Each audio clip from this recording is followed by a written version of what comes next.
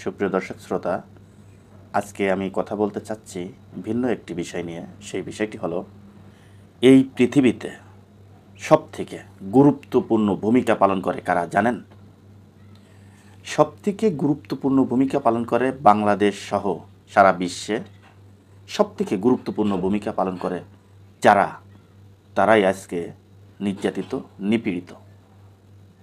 আজকে তাদের কথা বলতেই হবে।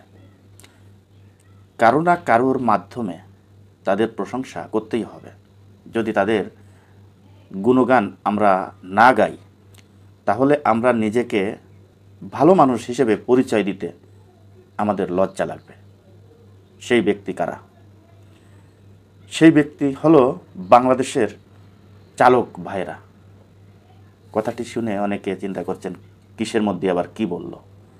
এত বড় ভূমিকা পৃথিবীতে চালকদের কিভাবে হয়, এটা বলতে পারেন।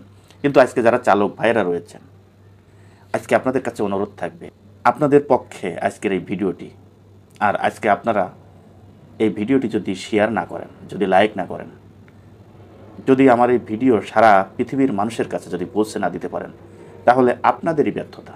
আপনাদের ব্যর্থতা নিয়েই সারা জীবন পরিশ্রম করে যেতে হবে। আপনাদের দাবি দোবা, আপনাদের অধিকার আপনারা আদায় করতে পারবেন না। তাই আপনাদের কাছে অনুরোধ থাকবে, এই ভিডিওটি আপনাদের কাছে চাওয়া মাত্রই অনেক বেশি বেশি শেয়ার করবেন। এত পরিমাণ শেয়ার করবেন যাতে বুঝতে পারে যে এই বাংলাদেশে চালক ভাইয়েরা সবাই একতাবদ্ধ যদি হয়, এই দেশটাই অচল হয়ে যাবে। এই জন্যই আপনারা বেশি বেশি শেয়ার করবেন। আপনাদের প্রতি মানুষের যেই নিপীড়ন, আপনাদের প্রতি মানুষের যেই ঘৃণা, সেটি আজকে পরিষ্কার হয়ে যাবে। কেন আজকে ঘাতক বলা হয় এই চালকদেরকে, এই বিষয়টা আজকে আমি পরিষ্কার করব। শুধু তাই নয়, চালকরা পদে পদে নির্যাতিত, পদে পদে নিপীড়িত। এই জন্যই আজকে চালকদের পক্ষে কথা বলতেই হবে। পৃথিবীতে বহু দল আছে, বহু পার্টি আছে, বহু লীগ আছে, কিন্তু এই চালক ভাইদের কোনো দল নাই। তাই চালক দল নামে একটি দল প্রতিষ্ঠিত হয়েছে এই বাংলাদেশে। সেটি হলো 2012 সালে জাতীয় প্রেস ক্লাবে বসে সংবাদ সম্মেলন করে এই চালক দল প্রতিষ্ঠিত হয়েছে। কেন হয়েছে? এই চালকদের অধিকার আদায়ের জন্য। আজকে দেখেন, বিএনপির ভিতরে শ্রমিক দল আছে, কিন্তু এই শ্রমিক দলের সাথে শুধু কি চালকরাই আছে? শ্রমিক মানে হচ্ছে আপনার প্রত্যেকটা সেক্টরের শ্রমিকরা এই শ্রমিক দলের সাথে অন্তর্ভুক্ত। অতএব শুধু চালকরা কিন্তু এখানে প্রাধান্য পায় নাই। তাই ওই কথা চিন্তা করে সারা বাংলাদেশে এই চালকদের একটা সংগঠন তৈরি করা হয়েছে। সেই সংগঠনের নাম জাতীয়তাবাদী চালক দল। এই চালক দলে আমি মনে করি সারা বাংলাদেশ থেকে একে একে সারা বাংলাদেশ থেকে যত চালক আছে সবাই এই চালক দলে অংশগ্রহণ করবে একটি সময়। আর চালক দলে যদি অংশগ্রহণ করতে পারে, তাহলে বাংলাদেশের সবথেকে বড় একটি সংগঠন, যা কোনো রাজনৈতিক দল আজ পর্যন্ত দেখে নাই। এই চালকরা এত বড় সংগঠন তৈরি করতে পারবে যদি তারা একতাবদ্ধ হতে পারে। কারণ চালকরা নির্যাতিত কেন বলেছি, নিপীড়িত কেন বলেছি? প্রতিটা চালকই নিপীড়িত, নির্যাতিত, যার যার জায়গা থেকে। আপনি জানেন, প্রথম কথাটি আমি শুরু করি চালকদের যে প্রথম সমস্যাটা হলো, একজন চালক যখন সে গাড়ি চালানো শিখতে যায়, তখনই তার প্রতি নির্যাতন শুরু হয়। কে নির্যাতন করে? যে চালানো শেখায়। তাকে বিভিন্ন ভাষায় খারাপ কথা বলে, তার প্রতি বিভিন্ন ভাষায়, অকাথ্য ভাষায় তাকে গালাগাল করে, এবং অনেকের তার উস্তাদের মায়েরও খেতে হয়েছে। এই নির্যাতন থেকে শুরু করে পরবর্তী ধাপ আসেন, সে যখন ড্রাইভিং শিখে যাবে, তারপর তাকে লাইসেন্স করতে হবে। লাইসেন্স করতে গেলে সরকারিভাবে নির্ধারিত একটা রেট আছে, যে লাইসেন্স করতে একটা ফি আছে, কত ফি দিতে হবে। সেখানেও চালকরা নির্যাতিত। তখন চালকরা ঘুষ না দিলে তাদের লাইসেন্স বের হয় না। বর্তমান একটি লাইসেন্স করতে গেলে 12 থেকে 13,000 টাকা লাগে। তা না হলে আপনি লাইসেন্স পাবেন না। আপনি যত ভালো ড্রাইভারই হন না কেন, যত ভালো চালকই হন না কেন, আপনি লাইসেন্স পাবেন না। কেন? আপনি ইন্টারভিউতে ফেল করবেন। এজন্য আপনি ঘুষ না দিয়ে কখনোই লাইসেন্স বের করতে পারবেন না। দ্বিতীয় ধাপ গেল, আপনি লাইসেন্স বের করলেন, রাস্তায় যখন আপনি গাড়ি চালাতে যাবেন তখন ট্রাফিক সার্জেন্ট আপনাকে সিগন্যাল দিবে।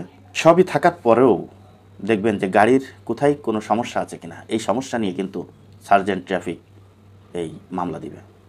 সামান্য ভুল হলেই ট্রাফিক সার্জেন্ট মামলা দিবে। এখন ট্রাফিক সার্জেন্ট যেই মামলাটি দিল, তখন আবার মালিক পক্ষ সেই মামলার দায়ভার নেবে না। কি বলবে?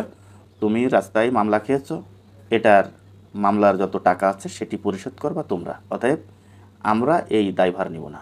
এখানেও কিন্তু ড্রাইভার নির্যাতিত। এরপর আসেন যারা প্রাইভেট কার চালান, তার যে স্যার থাকে, তার যে বস থাকে, সেই বসের এক প্রকার বিভিন্ন কথা শুনতে হয়।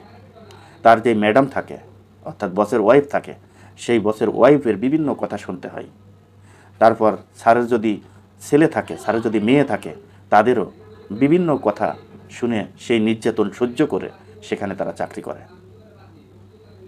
এরপর রাস্তায় একজন মানুষের ভুলে, একজন পথচারীর ভুলে যদি কোনো রকম গাড়িতে কোনো রকম যদি একটু গোতা লাগে, তাহলে দেখবেন যে ড্রাইভারের মা বোন তুলে গালাগালি করছে, এই চালকের মা বোন তুলে গালাগালি করছে।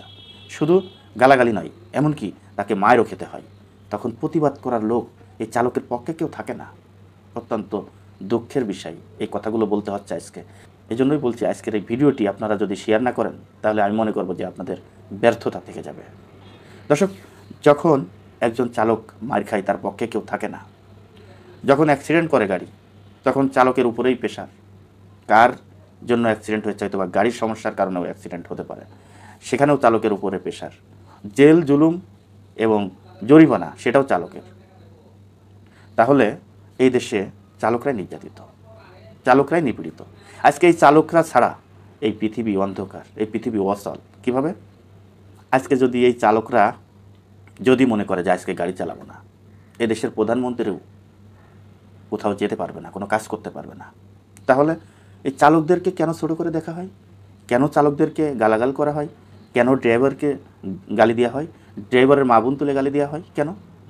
আমি মনে করি ড্রাইভার মানে ড্রাইভার সাহেব। এই পৃথিবীতে দুটি মাত্র সাহেব আছে, একটি সাহেব হচ্ছে জজ সাহেব, আর একটি সাহেব ড্রাইভার সাহেব। সেই ড্রাইভার সাহেবকে এখন ছোট করতে করতে মানে এত নিচে নামিয়ে ফেলেছি আমরা, সে ড্রাইভারকে আর কোনো মূল্যায়নই কেউ করতে জানি না। আজকে প্রত্যেকটা মানুষই আমি মনে করব যে চালক, প্রত্যেকটা মানুষই আমি মনে করব ড্রাইভার। কেন?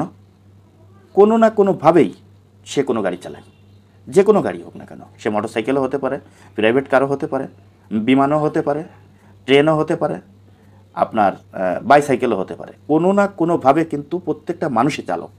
সেদিকে কিন্তু কেউ লক্ষ্য রাখে না যে আমরা সবাই চালক। কিন্তু ড্রাইভারদেরকে, চালকদেরকে আজকে গালাগাল করা হয়, খারাপ ভাষা দেওয়া হয়, খারাপ ব্যবহার করা হয়। এই জন্যই বলছি যে চালকরা নিপীড়িত, চালকরা নির্যাতিত, চালকের পক্ষে কেউ কথা বলে না।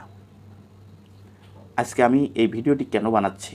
আমি চাই সারা বাংলাদেশের চালকরা সব এই চালক দলে অংশগ্রহণ করুক। আমি বিএনপি বুঝি না, আমি জাতীয় পার্টি বুঝি না, আমি জামাতে ইসলাম বুঝি না, আমি আওয়ামী লীগ বুঝি না।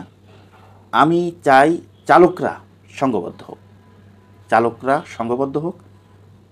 চালক দল নামে যেই দলটি প্রতিষ্ঠিত হয়েছে, এটি বিএনপির সাথেই, বিএনপিকে নিয়েই এই দলটা প্রতিষ্ঠিত হয়েছে।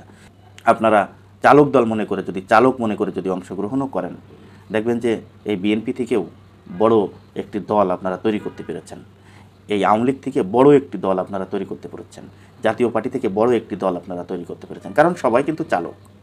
এই দেশে মালিক বলেন, আপনার ড্রাইভার বলেন, যেই হন না কেন, প্রত্যেকটা লোক কোনো না কোনোভাবে চালকদের সাথে জড়িত, সবাই চালক। তাহলে পেশাগত দায়িত্ব যারা পালন করে তাদেরকে ছোট করে কেন দেখেন আপনারা? সবাই তো চালক, আপনিও চালক। আপনি যে গালি দেন, ড্রাইভার বলে গালি দেন, আপনি যে চালক বলে গালি দেন, আপনিও তো চালক।